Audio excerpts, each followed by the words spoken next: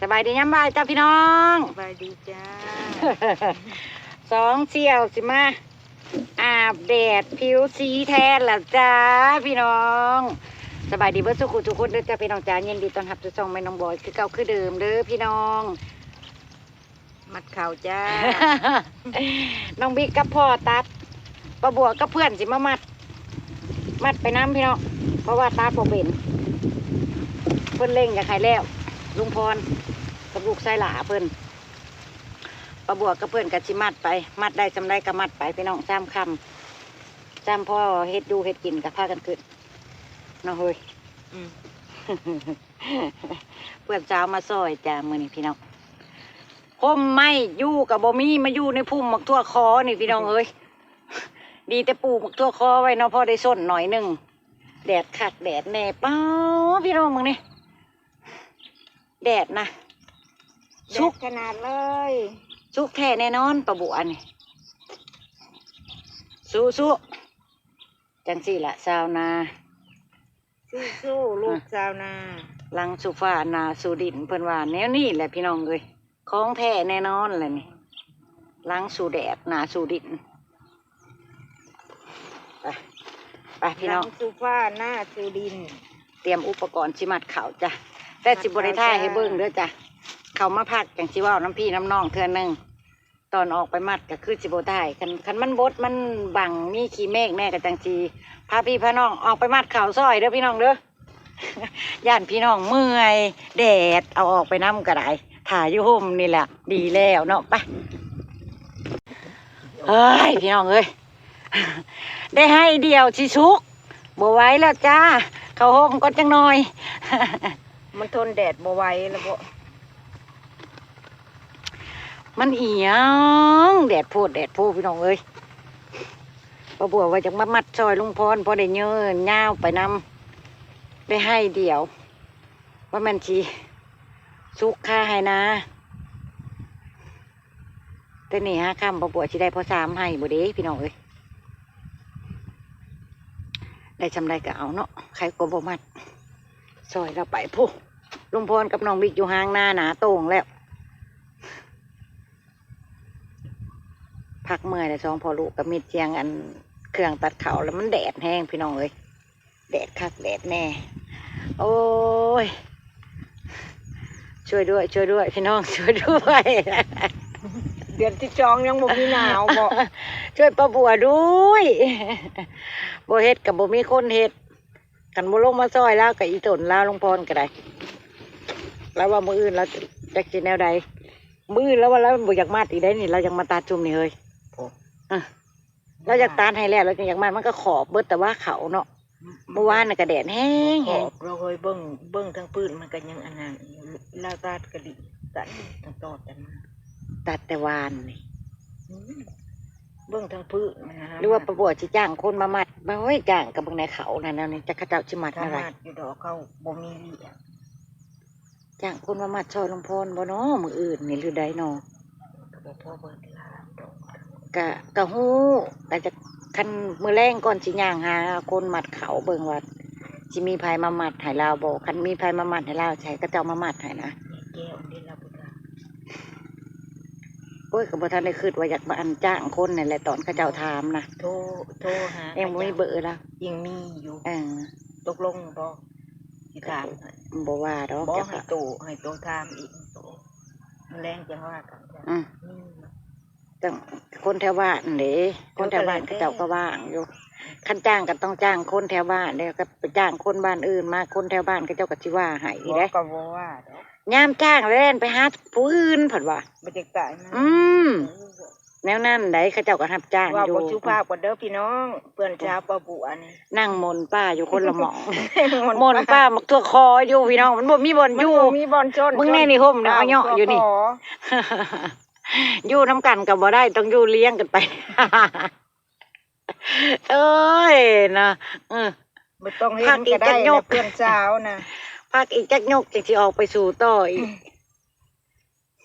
จะกี่ใดจำใดเพื่อนเช้าก็มาสู่ช่วยป้าบัวอ้าวช่วยเพื่อนสู้ว่ะ ลุงพลเราว่าอยากตัดเท่าพอดีตัดได้ซ้ำเนี่ยนะ ก็ พี่ แม่ น้องพอดีเรืองงามนี่ พอดีเป็นเม็ดน้อยบอก เขางัน อันนี้คือเขางันเขากลาง ง่ายเดียวบอกเขามัน สามให้ นี่ เด้เลี้ยงลงไปนี่ มันยังคือคอร์สแต่ตรงนี้ อันช่องให้เลี้ยงลงไปลุ่มนี่นั่นแล้วบริตัดเด้แล้วบริตัดตอนนั้นนั่นเด้ตอนเราตัดใบมันนั่นแล้วบริตัดเราตัดแต่ให้เดียวเนี่ยมันก็เลยให้นี่มันก็เลยเขียว แต่ว่างามน่ะต่างกัน อืม ตัว ตั ตั ว ดกับ นี้ ตั มั วน บตัด ชุ่ม อืม ตัวนี้มันบ่ชุ่มมันก็เลยขอบ อืมโอ้ยเบิดเลยได้แนมไปแถวนี้นะแปนเป้าเบิดเลยได้พี่น้องทงให้ทงหน้าบานประบัวก็ได้เดือนแต่ของประบัวอันนี้แหละแต่ว่ามืออื่นสิให้แนวใดแล้วสิจ้างคนมามัดให้หลวงพรหรือใดแหละเบิ่งซะก่อนจ้างให้เขาเจ้ามามัดอย่างเดียวเลย ให้เราตัดแล้วก็ค่ำแล้วก็ค้นเนาะเฮ้ยคันเขาเจ้ามัดได้หลายเนาะ สิเอาแบบนั้นบ่หรือใดเนาะพี่นี่พิจารณาเบิ่งก่อน มาลาจ้าประบัวนี่มันสิบ่ไหวแล้วล่ะ เบิ่งคักแน่ล่ะ เข่าก็บ่เป็นตะมัดอุ้ยมีแต่หญ้าประบัวก็มัดก็ฮอดบ่เป็น ปวดสมองเห็นเลยบ่คือปีกายนี่โอ้ยมันมีแต่เขาเนาะแบบนี้ได้เฮ้ยเขาเองปีกายนี่ นี่ แบบ แล้ นี้ วของเขาละบ้า อืม ของเขานี่ มาโลดมัดกระม่วนแล้วเนาะกิ้งไปเลยโลดมัดนะ มัดกิ้งไป อืม เราตัดเป็นแพร่ไปแล้วก็ปลาบวกกับตอนเช้ามาปลาบวกกับมากิ้งมัดไปตามยาวเราตัดเลยมันก็อันนี้จังแนวใดโอ้ยบ่อยากพันละนาบ่เฮ็ดยังมานั่งจมปลาบวกนั่นลุงพรว่า จมเลยเนาะพี่น้องเอ้ยบ่งามก็บ่งามพะโลพะเลือนบ่งามหายบ่งามเฮินเขาก็ได้บ่เพื่อกันอีหลีอีหลอจนเมืองบางหมองแล้วก็จนบ่ตัดเอาลุงพรน่ะละป่าเลยพี่น้อง ว่ามันออกนอกพี่น่ะ มันหยาหลายให้หมดน่ะละบ่ตัดเอาเลยเฮ้ยละป่าเลย จะเม่นไทยทมโลดกันบ่ไทยทมเขามาเก็บเด้อ เราสิไทยแล้วเราแหละเวียกเราก็ไทยแล้วนี่จังว่าย่านดินมันแห้งก่อนนะสิให้อันจ้างคนมามัดซอยลาวมื้ออื่นมื้อมัดมื้อก็เกือบแล้วไปเพิ่นแล้วเนาะเฮ้ยเนาะ คันจ้างคนมามัดสิขายเขาจ้างคนมัดเขาพอได้หน่อยตัวแชร์เองเอาขายได้จังไดเฮ้ย ต้องคาย พี่การประบัวขายเขาจ้างได้พี่น้องล็อตแรกประบัวก็ขายเลย เพื่อนได้ลาย ปีกายมันได้เขาลายได้รถแรกประบัวเอาขึ้นรถเลย ตันหนึ่งเลยรถอันตันหนึ่งกับ9,000กว่าเนาะเกือบ10,000เด้ปีที่แล้วนี่นะสตาร์ทแรกกับเขาใหม่นะก็พอขายอยู่อันนี้8 บาท ตันหนึ่งกับ8,000พี่น้อง อันนี้นะเท่าไรอันนี้ 8 บาทเดี๋ยวนี้นะ มันขึ้นแล้วเนาะตะกี้นะเขาว่าเขา เอา เปี ส่วน ยก มัน นะ เปียง6 เขา บาท เปียก 5 บาท มัน5 บาทแล้วก็เขาแห้งนะ6 บาทวางช่วงคนโตกวางเขาดอกวาง อันนี้ยับขึ้นนี่แล้ว8 บาท มันก็ขึ้นซ้ำนี่และปีนี้นะยังว่าได้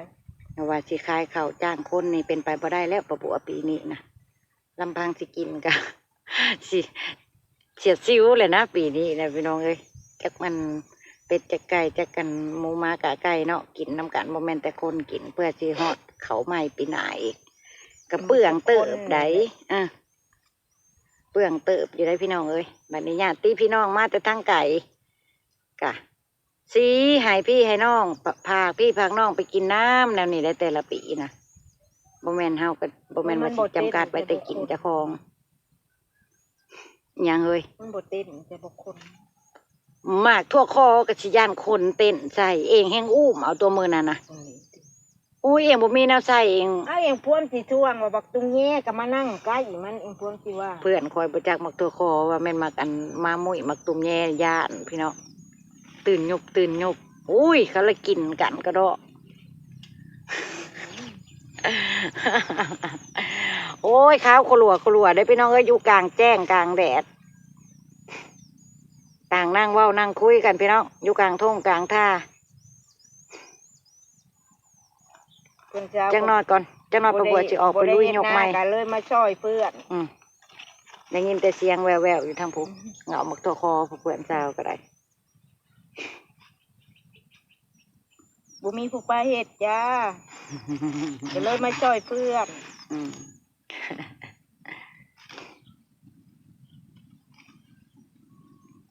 อีกจักโยกจัง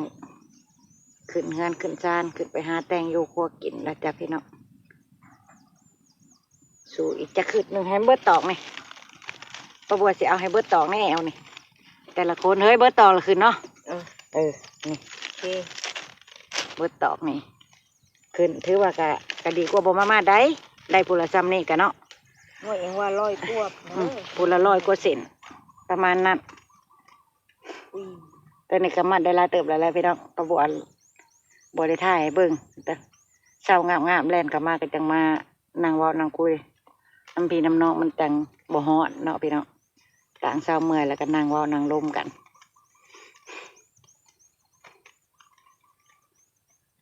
โอ้น้องบิ๊กย่างวำเฮ้ยกินไม่น้ำเลยเฮ้ยเอาเฮ้ย มันยาเย็นนะพ่อจ๊ะ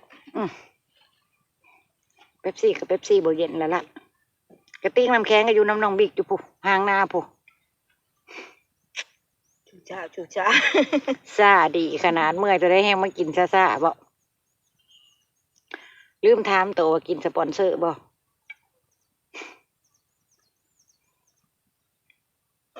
พวกจะป้าบัวว่าเพิ่นไปปุ๊บปั๊บเราได้ว่าเพิ่นยู่ว่าเพิ่นไปเราได้อำลาพระจากเลยจ้ะพี่น้องป้าบัวก็สิออกไปสู่อีกยกต่อไปอีกแล้วจ้ะพบพ่อกันคลิปหน้าจ้ะพี่น้องขอบคุณเด้อขอบคุณที่เข้ามาให้กำลังใจป้าบัวเข้ามาเบิ่งเข้ามาชมคลิปป้าบัว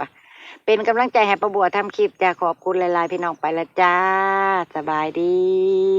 แม่บ้าน